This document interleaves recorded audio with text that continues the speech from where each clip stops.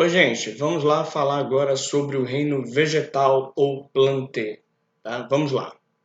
Então, as plantas, elas são seres eucariontes, ou seja, têm um núcleo organizado, são pluricelulares, constituídos por várias células, e são autótrofos, ou seja, seres que têm a capacidade de produzir, de fabricar o seu próprio alimento, de fabricar glicose, no caso. Através da fotossíntese, produzem matéria orgânica que é utilizada como alimento, direta ou indiretamente por todos os seres vivos.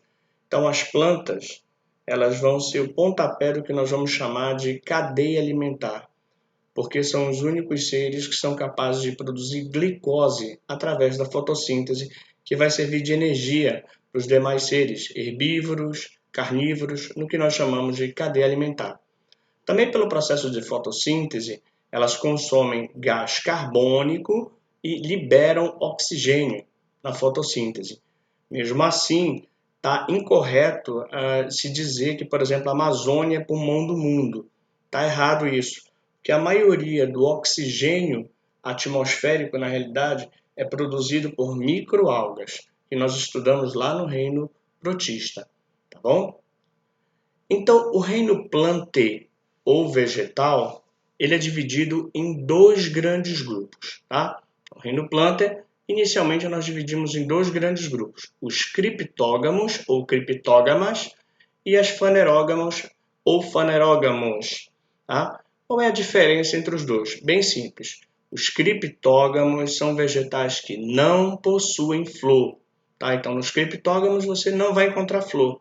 Então, se aqui não tem flor, é porque os fanerógamos têm flor.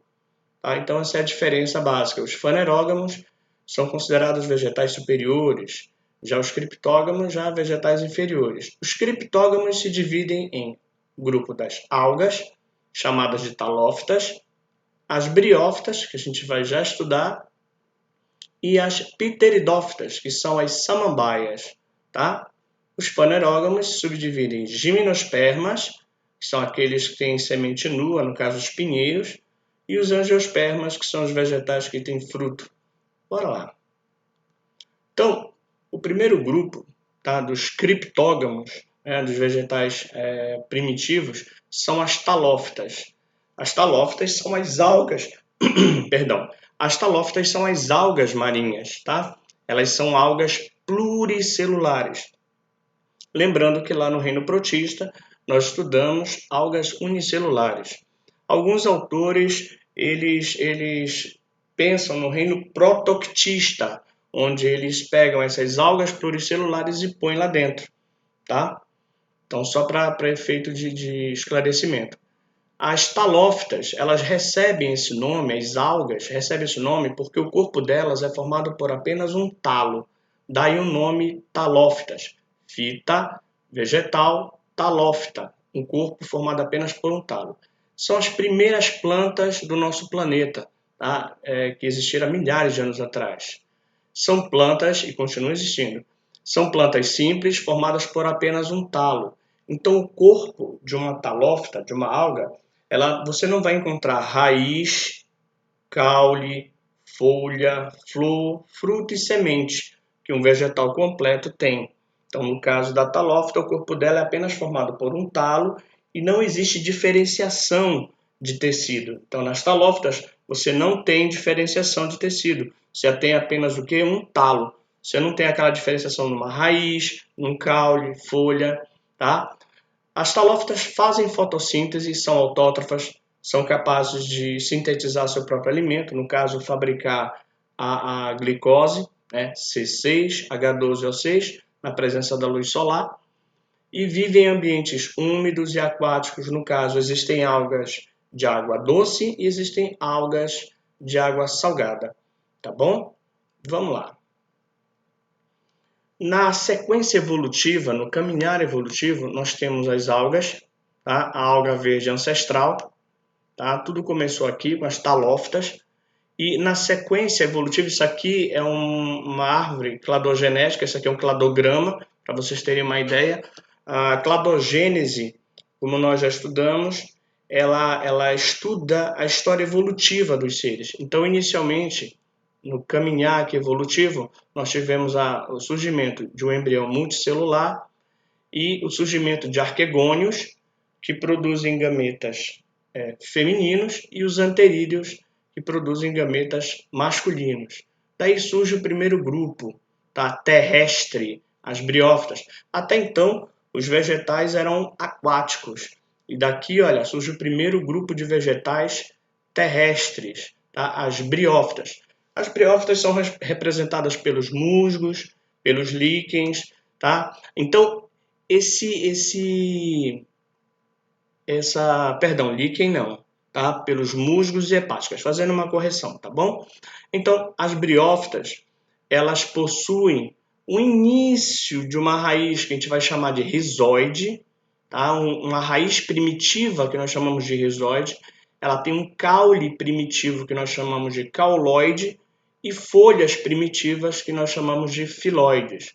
Até então, numa alga, o que foi que nós vimos ainda há pouco, a alga tem apenas um talo, não há diferenciação nenhuma. Então, pela primeira vez em plantas terrestres, nós temos o início de uma raiz, que é o rizoide, temos o cauloide e o filóide, são primitivos. Essa planta aqui, a gente encontra ela em paredes, quando você encontra tipo aquele tapete verde na parede, ou então em rochas, são musgos, são briófitas. Ainda essa planta aqui, ela é avascular, ou seja, ela não tem um sistema de condução de seiva. Qual é esse sistema de condução de seiva? Nós chamamos de xilema e floema, são vasos condutores de seiva. O xilema leva a seiva bruta e o floema conduz a seiva elaborada. Nós podemos comparar o sistema de condução que não existe nesse vegetal com os vasos sanguíneos. Nós temos veias e artérias. Então, as plantas têm xilema e floema. Seguindo, tá? Nós temos aqui uma nova característica evolutiva. O esporófito é dominante, aquele que produz esporos, e surge pela primeira vez vasos condutores de seiva, xilema e floema.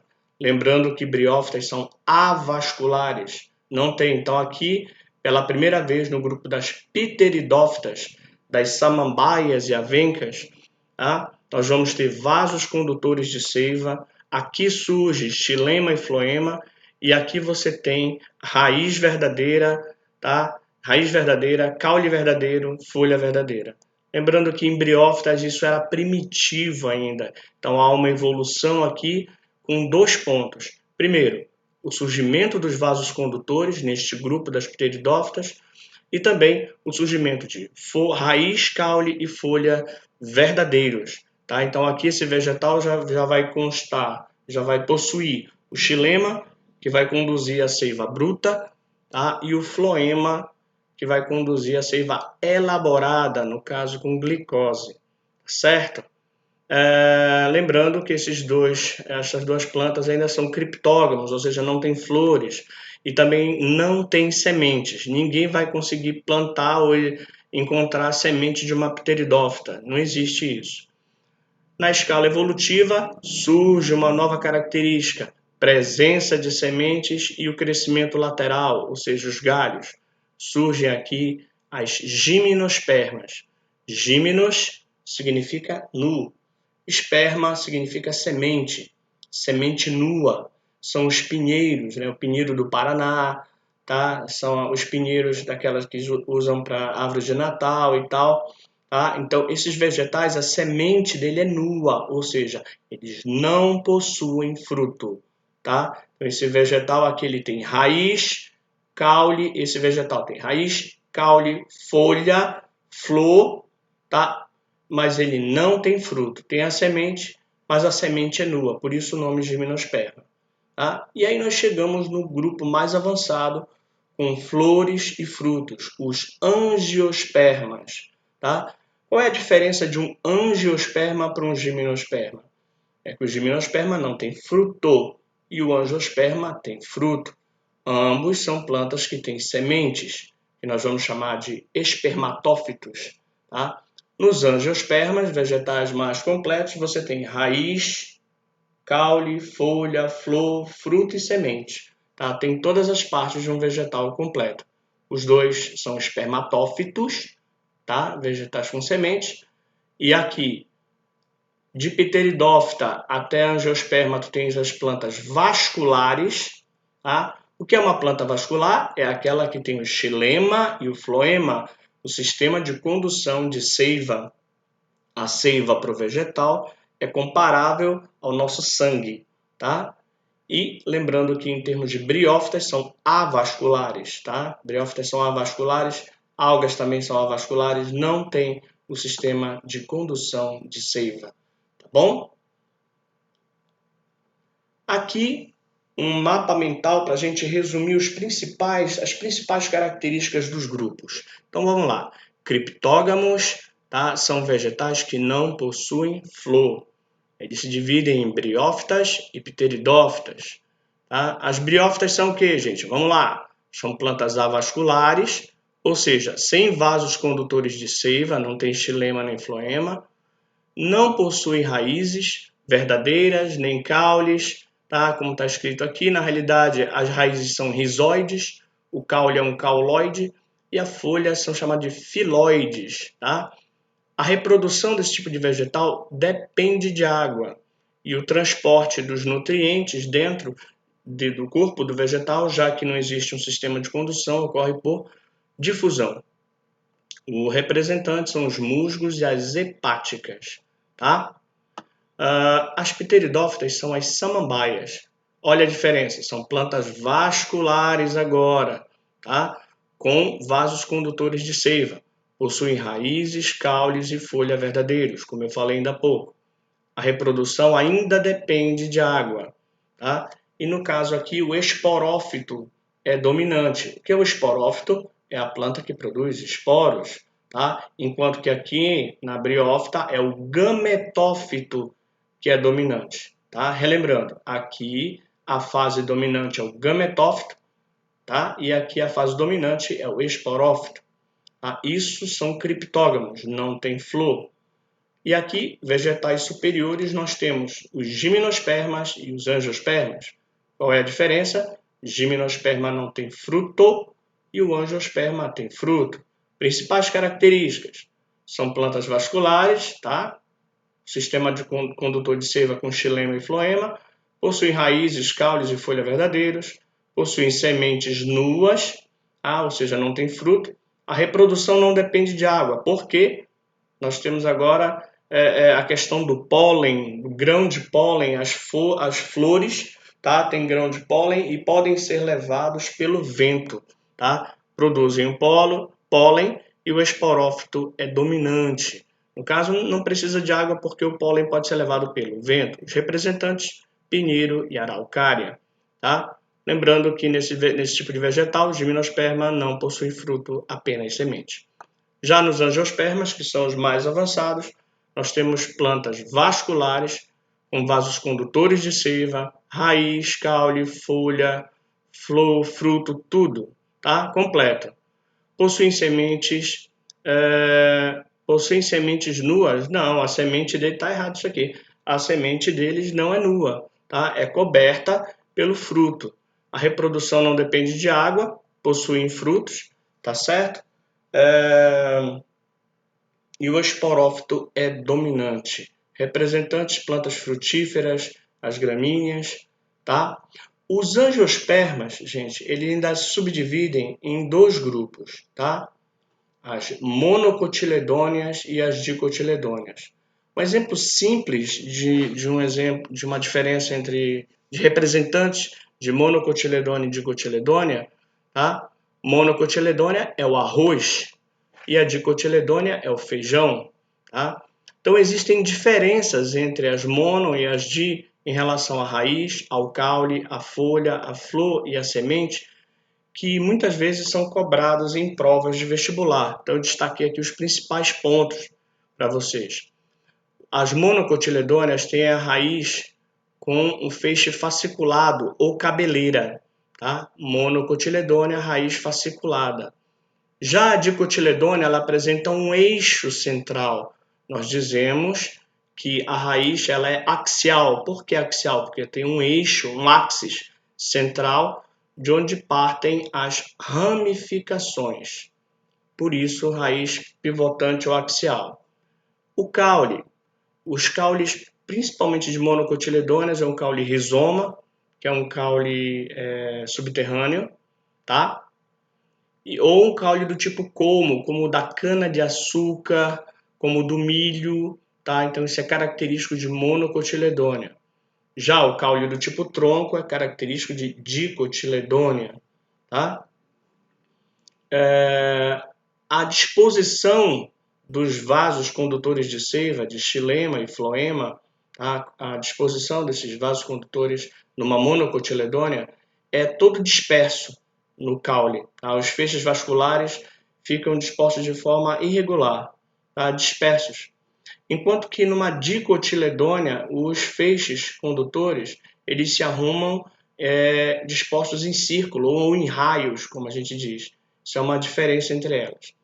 Outra diferença a gente encontra na folha. Essa parte verde aqui da folha nós chamamos de limbo, tá? Limbo foliar, tá? Então, esse limbo foliar ele apresenta nervuras, tá? Que são microvasos, Então, na folha de uma monocotiledônea, essas nervuras são paralelas, tá? A bainha desenvolvida e as nervuras são paralelas, tá? Aqui numa monocotiledônea. Já na dicotiledônea, as nervuras elas são reticuladas, ou seja, para um lado e para o outro, para um lado e para o outro. Isso aqui é uma folha de uma dicotiledônea. Quando vocês estiverem perto da casa de vocês, vocês olharem uma planta lá por perto, procura ver, pega a folha de um mato, pega a folha do mato e dá uma olhada como as nervuras são todas retinhas, chamadas de paralelas. Isso é monocotiledônea. E pega uma outra folha que as nervuras são reticuladas para o lado e para o outro. Isso é dicotiledônea. Tá bom? Procura dar uma olhada. A flor, qual é a diferença entre elas? A flor de uma monocotiledônea, ela é trímera, tá? Ela é trímera, ou seja, ela é composta de 3 pétalas ou múltiplos de 3. 3, tá? 6, 9, tá? Então, isso caracteriza uma dicotiledônea. Perdão, monocotiledônea, tá? Flores trímeras.